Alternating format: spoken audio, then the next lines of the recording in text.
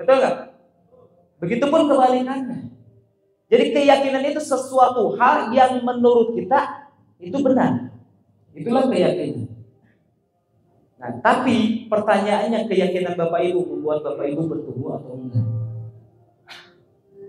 Itu harus jadi poin utama. Membuat Bapak Ibu maju atau tidak?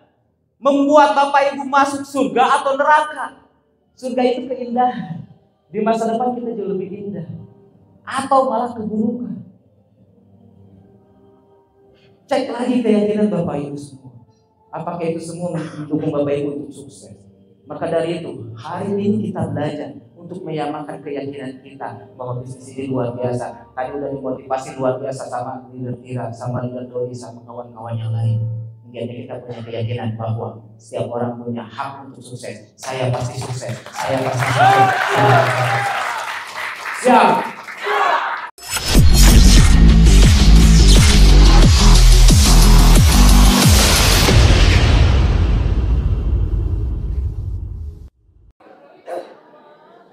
Oke, assalamualaikum warahmatullahi wabarakatuh. Alhamdulillah, antusias kawan-kawan saat ini luar biasa. Ini mendandakan kawan-kawan semua calon peraih luxury berikutnya. Kenapa? Karena dulu pun saya sama. Ya, saya sama dulu belajar. Di saat belajar saya antusias. Yang lain merdekanya santai-santai, saya loncat. Sampai dimarahin, biasa aja kan. Ini nggak masalah. Kenapa? Karena kalau kita mau sukses kita harus antusias. Kita harus tatap masa depan. Kemarin Indonesia menang lawan Korea. Betul? Ini topik hangat. Saya senang dengan kepemimpinan PSSI, Erick Thohir. Beliau menyampaikan kepada para pemain timnas. Kata beliau apa? Ketika Anda mampu melihat mata Thailand, mata Vietnam, maka Anda mampu untuk memenangkannya. Kebanyakan kita di awal minder. Kita kebanyakan lihat kemampuan, keadaan, dan masa lalu. Ini yang menghambat kita untuk maju. Kenapa kita jarang untuk bisa melangkah jauh lebih baik lagi? Karena kita seringkali melihatnya ke bawah, bukan melihat ke atas. Bukan menjadi, ketika ada orang yang berhasil, bukan menjadi motivasi. Ketika Korea 9 kali berturut-turut masuk Olimpiade. Kalau kita lihat itu, maka Indonesia tidak akan menang. Tapi Indonesia mengukir sejarah. Korea gagal 10 kali berturut-turut gara-gara Indonesia menang lawan Korea. Dulu nggak sejajar dengan Korea. Selalu melihat Korea itu di atas. Tapi kemarin melihat Korea secara langsung. Dengan tatapan mata yang penuh keyakinan, penuh kepercayaan bahwa kita mampu. Ini jadi pelajaran bagi kita semua. Pak Erick bilang, memang tidak mudah untuk menang. Untuk menang melawan Korea yang latar belakangnya lebih dahsyat, lebih bagus. Tapi bukan berarti tidak mungkin. Memang tidak mudah Bapak Ibu untuk melewati halangan, tantangan, rintangan di bisnis ini. Apalagi saat ini lagi viral. Bisnis ini banyak diparodiin sama orang lain, betul nggak? Tapi bukan tidak mungkin. Ini jadi momentum untuk kita semua bisa jauh. Siap? Apa kabar? Apa kabar? Oke. Bikin aja. Jadi gitu teman-teman. Banyak sekali yang bertanya ke saya, Kang, kenapa ya?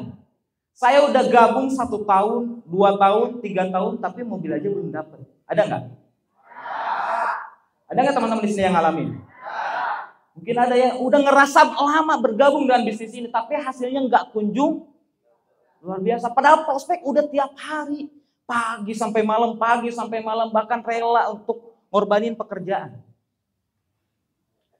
Rela sampai dibully dan sebagainya, tapi kenapa belum kunjung berhasil? Mungkin masalahnya di sini, teman-teman. Coba bayangkan, ada dua orang tukang kayu, yang satu anak muda, tenaganya jauh lebih hebat, tenaganya jauh lebih dahsyat, ya, spiritnya lebih kuat, hingga mampu bekerja dari pagi sampai malam. Terus ada orang yang udah tua, dia hanya mengandalkan ya kemampuan segitu-gitunya Orang udah tua kok. Dan nggak bener-bener lebih lama, kerja 8 jam misalkan. Yang masih muda kerja 12 jam.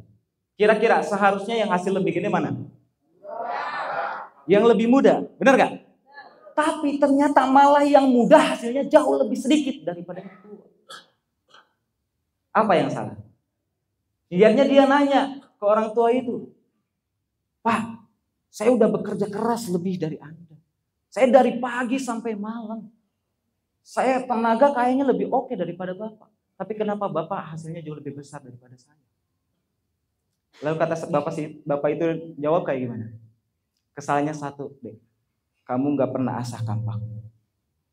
Kamu selalu fokus untuk motong kayu, tapi gak fokus untuk asah kampak kamu. Permasalahannya di diri kita. Terkadang kita terlalu fokus ke hal yang di luar diri kita. Bukan hal yang di luar, tapi diri kita yang harus dibenahi. 3 hal yang harus kita lakuin kalau kita mau berhasil. Konsepnya BBM. What is the BBM? Bukan bahan bakar minyak ya. Bukan juga bala-bala mendoan. BBM, belajar, bertindak, mengajar. Leader-leader sering nyampein, upline Bapak Ibu sering nyampein, belajar, bertindak, belajar, bertindak, belajar, bertindak. Betul? Tapi tahukah esensi belajar bertindak itu seperti apa? Tujuan belajar itu untuk apa? Untuk ngasah diri kita. Supaya kita tajam. Terkadang kita terlalu puas. Terkadang kita terlalu arogan. Karena merasa mungkin tenaga lebih oke. Kayak anak muda tadi. Tapi nyatanya hasil kurang memuaskan. Kenapa? Karena kita kurang belajar.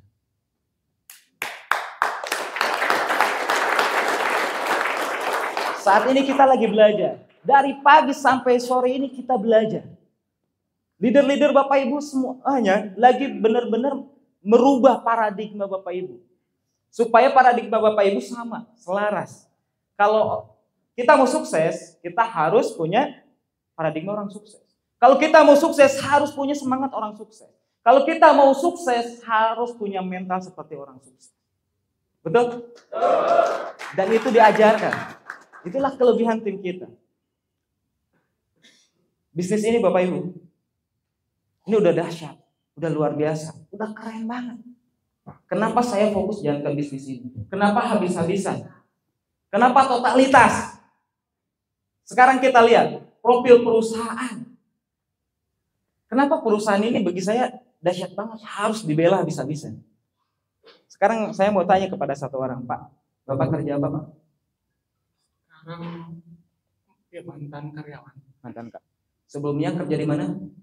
Di PT Jaya Supermarket. Oke, PT Jaya Supermarket. Pertanyaannya Pak, supermarket itu udah berapa lama berdiri? Supermarketnya berdiri dari tahun 70 dan collab pada tahun 2019 kemarin. Dari tahun 70 ya sampai 2019. 20-an tahun. Kira-kira Pak, selama perusahaan itu berdiri berapa orang yang bisa berdiri? Terhitung yang mungkin jajaran manajer dengan asisten manajer. Banyak nggak Pak? Tidak, sedikit. Sedikit ya.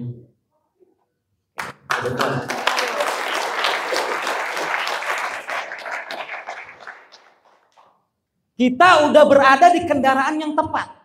Caranya gimana untuk melihat? Lihat perusahaan kita berdiri udah berapa lama?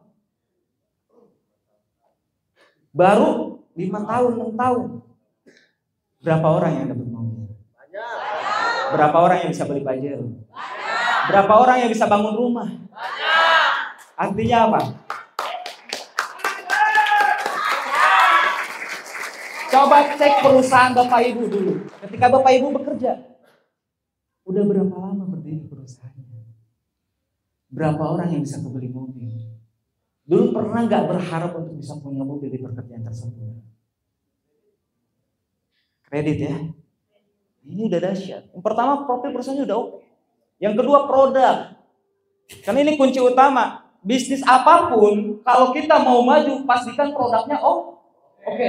Tandanya produk oke apa? Ada 4 yang saya benar-benar pahami. Kenapa bisnis ini layak diperjuangkan, kenapa produk PTBS ini dahsyat. Yang pertama, masa expirednya sedikit. Masa expirednya lama.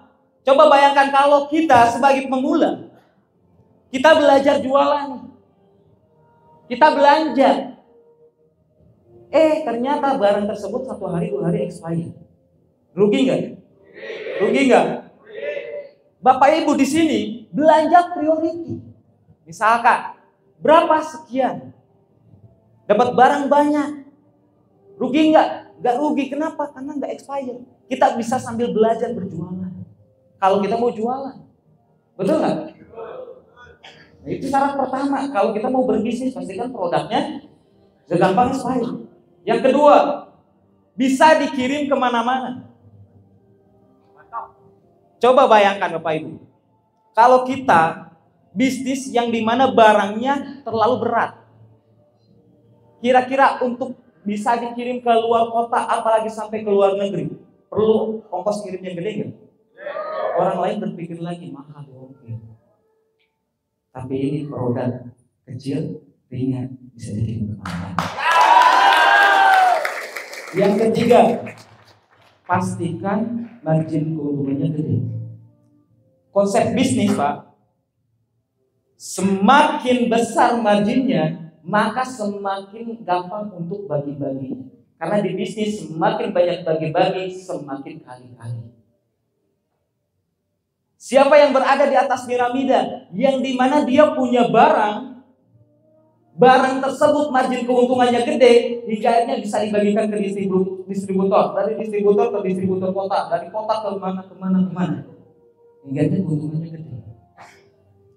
Gak apa-apa, jadi lebih kecil gara-gara dibagi-bagi, tapi makin kali-kali.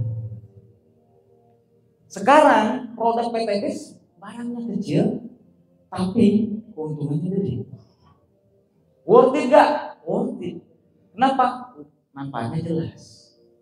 Nah, yang keempat, syarat barangnya harus berkualitas tinggi. Mohon maaf Pak, banyak MLM di luar sana gak bertahan lama.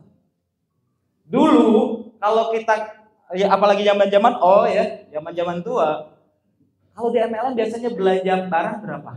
Paling sepaket, 2 paket, sekresek, betul. Tapi di PTBS ada orang yang belanja 1 kontainer.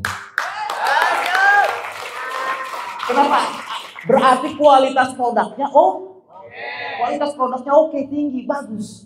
Ketika kualitas produk bagus, maka mohon maaf, jangan salahkan konsumen kita, inginnya dia joy.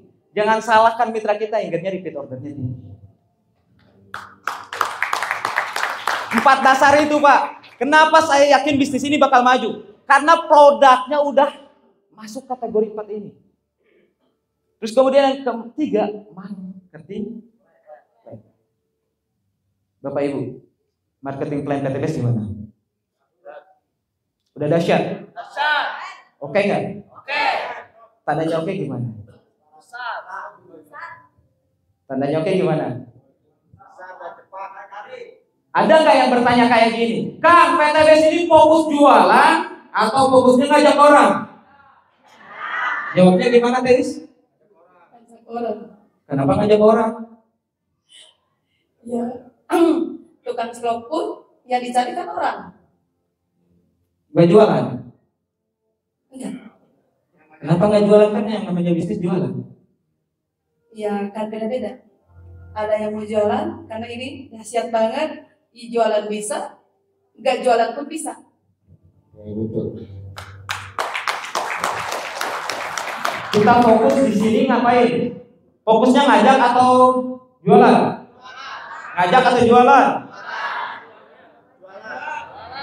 Ya, ngajak atau jualan? Kalau jualan, kenapa ngajak saya? Kalau jualan, kenapa promosinya mobil? Benar gak? Coba bayangkan Bapak Ibu. Bapak Ibu punya usaha nih. Usaha Bapak Ibu modalnya gede. Proses untuk berkembangnya lumayan agak lama. Tapi akhirnya branding perusahaan Bapak Ibu ini ternama, bagus. Banyak sekali yang belanja, hingga akhirnya kewalahan. Tapi kalau mau buka cabang baru, perlu modal yang besar lagi. Kalau misalkan pengen ekspansinya kemana-mana, prosesnya lama. Kalau misalkan ngandelin modal pribadi. Hingga akhirnya bikinlah franchise. Tinggal ajak kerjasama siapa yang punya duit. Betul gak? Berarti apa? Ngajak orang gak? Ngajak orang. Banyak gak franchise-franchise yang berkembang di mana-mana? Indomaret, Minimarket kemarin, Mas Budi, Mixu dan sebagainya, betul? Bisa berkembang kemana-mana. Kenapa? Karena ngajak orang. Cuman perbedaannya di luar sana ngajak orangnya, ngajak orang yang berduit, yang punya uang gede, supaya mau usaha supaya mau bergabung dengan usahanya, dengan franchise yang dia buat. Dan kita pede karena perusahaannya udah gede. Nah, yang jadi pertanyaan, apakah kita bisa untuk beli franchise itu? Gak setiap orang bisa, gak setiap orang punya privilege. Gak setiap orang terlahir dari orang kaya, malah kebanyakan di bawah. Betul gak? Tapi PT bisa. Anda mau jualan, oke, gak masalah. Cuman mungkin hanya ngandelin kekuatan pribadi.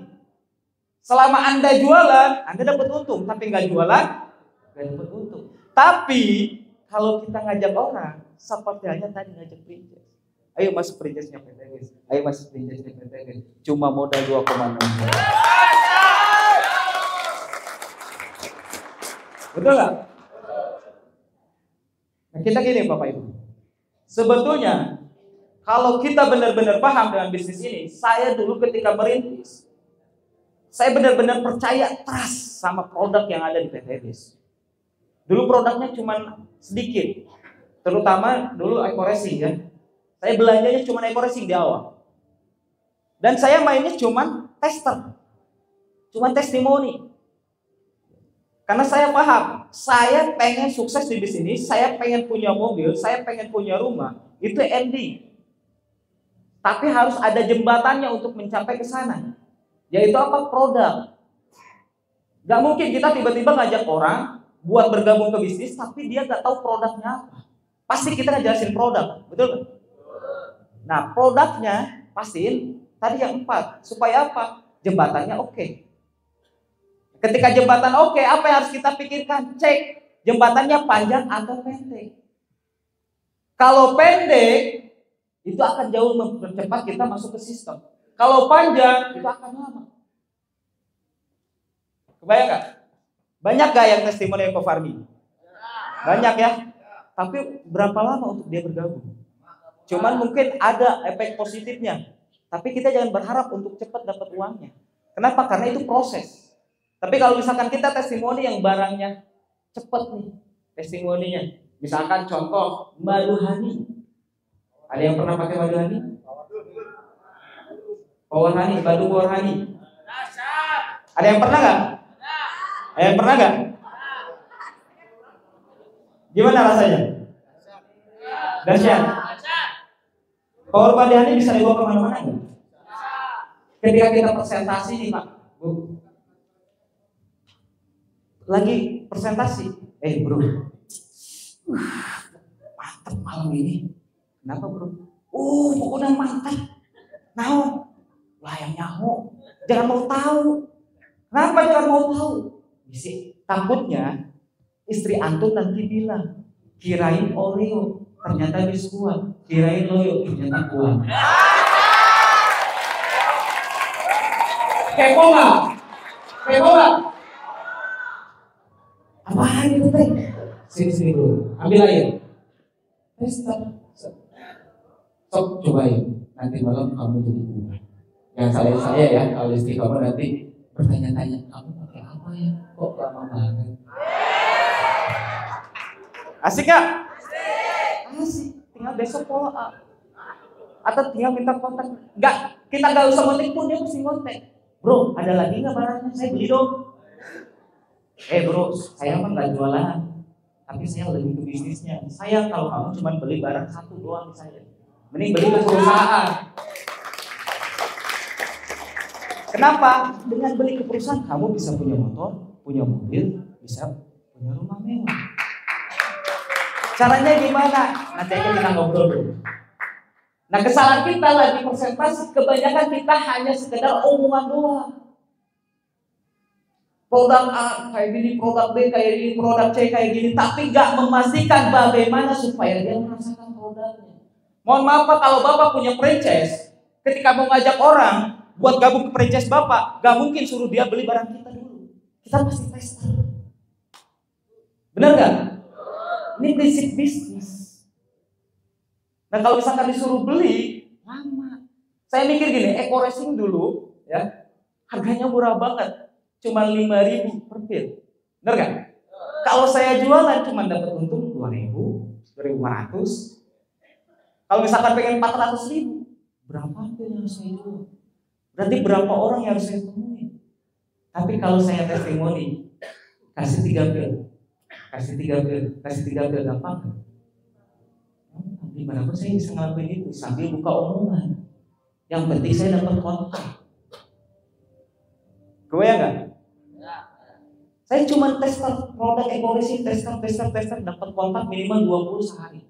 Itu target saya, 20 sehari. Itu yang belum dipresentasi. Cuma dibuat penasaran bahwa bisnis ini bisa dapat mobil. Bisnis ini bisa keluar.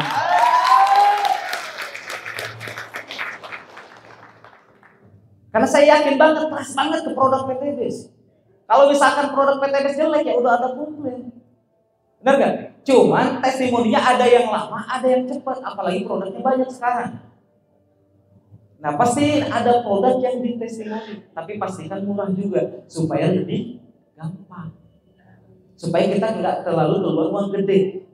Karena kan namanya bisnis, kita ngeluarin uang harus dapat uang lagi.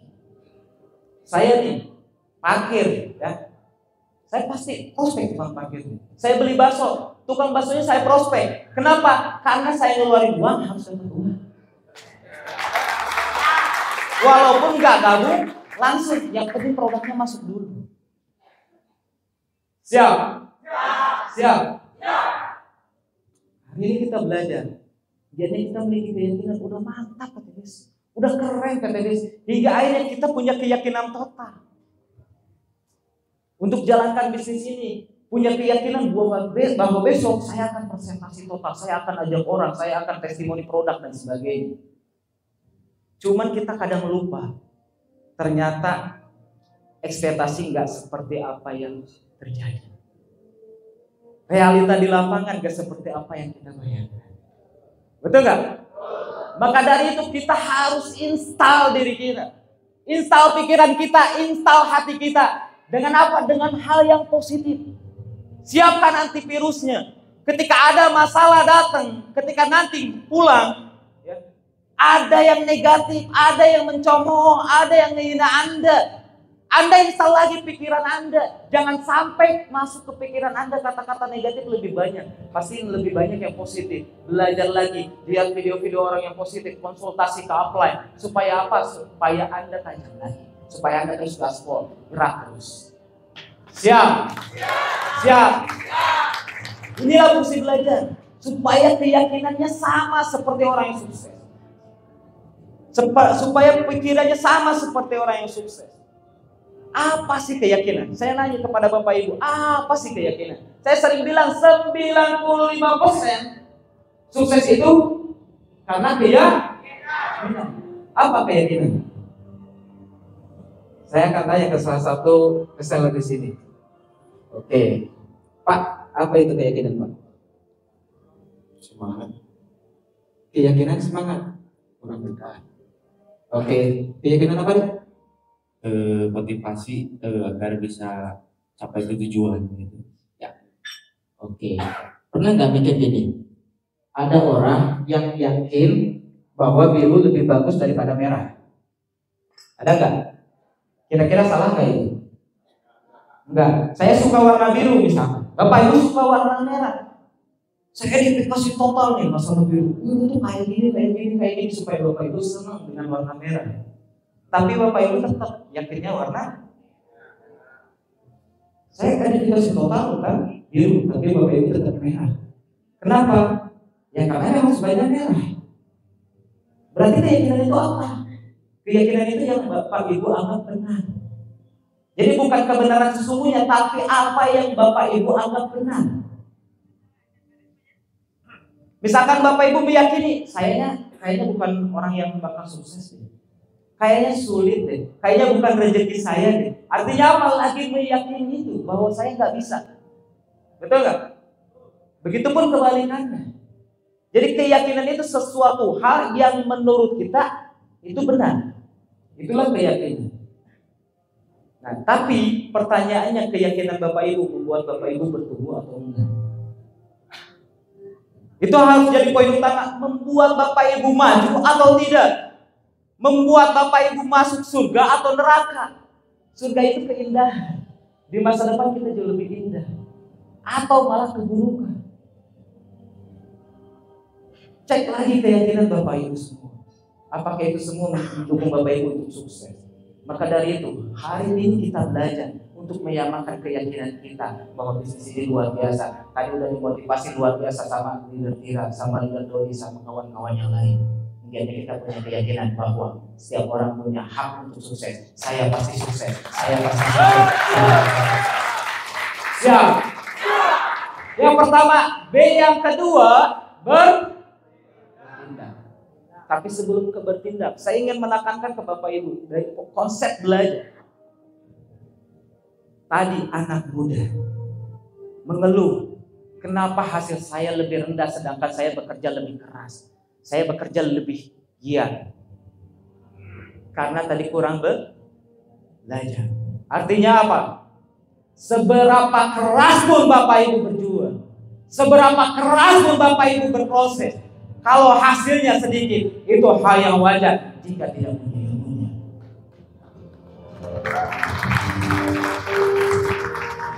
Saya ingin diucapkan sama Bapak Ibu semua, bareng-bareng.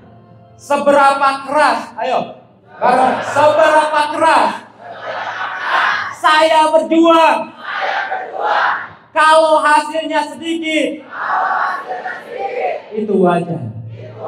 Karena saya tidak punya ilmunya. Berarti saya harus ulang lagi. Seberapa besar kerja keras saya, kalau hasilnya sedikit, itu wajar. Kalau nggak punya ilmunya, berarti harus apa? Ingat lagi ke sana Bapak Ibu. Ketika Bapak Ibu udah berproses nih, udah habis-habisan, pulang dari sini habis-habisan, tapi ngerasa hasilnya kurang maksimal. Yang salah bukan di Bapak Ibunya, bukan di tindakannya, tapi di belajarnya. Berarti tingkatin lagi, belajar lagi, update lagi, apa nih yang kurang? Introspeksi diri, apa nih yang kurang? Belajar lagi, konsultasi apa? Siap? Yang kedua, bertindak. Tadi kita udah belajar dari pagi sampai malam. Ujung tombaknya tetap harus prospek. Betul nggak? Banyak yang negatif. Percuma training. Jauh-jauh ke Bandung, ngeluarin duit gede-gede. Ya apalagi yang dari Papua tadi saya dengar sampai ongkosnya 8 juta lebih. Masya Allah. PP 8 juta lebih. Berangkat 3.500.000, pulangnya 4 juta lebih ya. Ada yang dari Papua? Ada yang dari Papua? Ya, ada ya.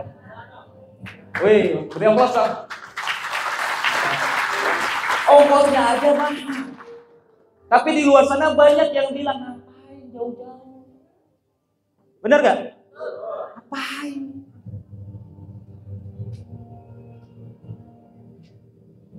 Buat belajar. Ini hal yang saya sayangkan gitu. Banyak orang pengen sukses tapi gak mau belajar. Setelah belajar saat ini alhamdulillah mungkin dapat ilmu. Besoknya kita harus bertindak.